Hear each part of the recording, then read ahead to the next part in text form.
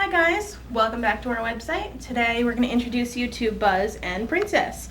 The one closest to the camera is Buzz and the one in the back is Princess. These are our two African Greys. They live here with us at the Jersey Shore Animal Center.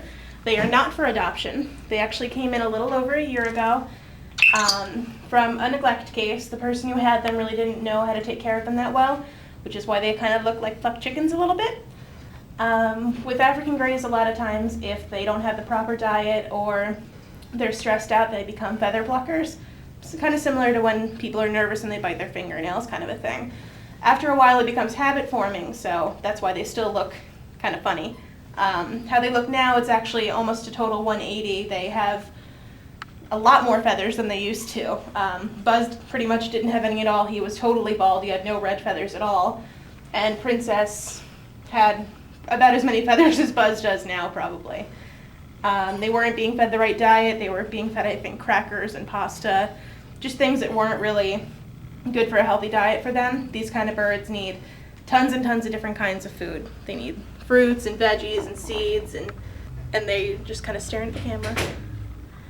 But these guys are gonna spend the rest of their lives here with us at the shelter, most likely. And they each have their favorites. They like some staff members and they're not so crazy about others, so kind of like people in that way, I guess. And for the rest of the video, we're going to show you guys our small animal room. Since we can't give you a virtual tour of everything, that would take too long, so we're just going to split it up into little segments. Hi guys, I'm Allison again. So this is our small animal room, just giving you a quick introduction. This is Buzz and Princess's cage, which they spend a lot of their time out on the stand in the front office, kind of hanging out with the front office crew. At the end of the night, they get brought back in here. They have they have toys, and they have all their different kinds of food that they eat and everything. So this is kind of their main house where they're at when they can't be up front with all of us. And now we have some of our small animals. This room can house anywhere. We've had up to 17 bunnies at one time in this room, so we kind of push everybody in if we really need to, but we're very lucky we only have the two now. We have Pluto and Luna. They're sisters that were surrendered. I believe someone was moving and couldn't take them with them into the new house. They're both about 2.5 to 3 years old. We don't have an exact age on them, but they're very sweet. They're attached to each other. Let's see. That is our cockatiel named Skylar. We don't know fully if Skylar is a male or a female, so I kind of call him a he.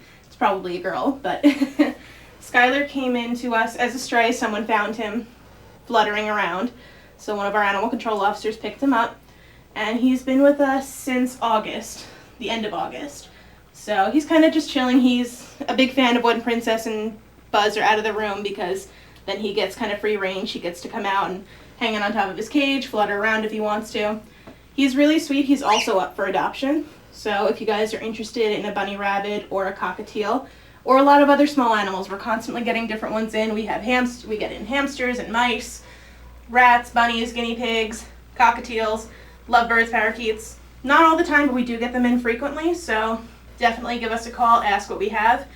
And if you guys aren't ready for a dog or a cat, animals like this can be a great addition to your home if you know how to take care of them properly. I think that the last room that we're going to show you guys is our wildlife room. So we're back in our wildlife room now. We actually don't have anyone in this room for you guys to view today, sorry.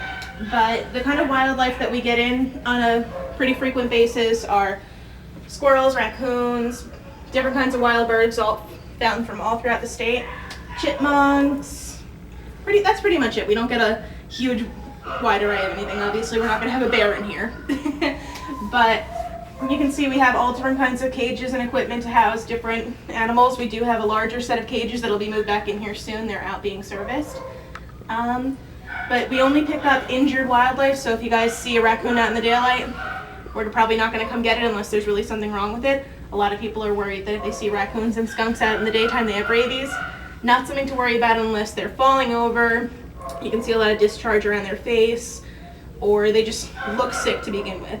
If you see that and it's out in the daylight, then absolutely give us a call. If you live in Brick Township or Maniloking, we'll assess the situation with you over the phone. If we think we need to come out, we'll come out and take a look. If it is sick, we will pick it up and bring it back here. We'll have some wildlife people check it over, see what's going on. And then most of the wildlife you bring in here can be sent to either rehabber or released the same day or within a couple of days. Tune back and you'll see everything else. Bye guys.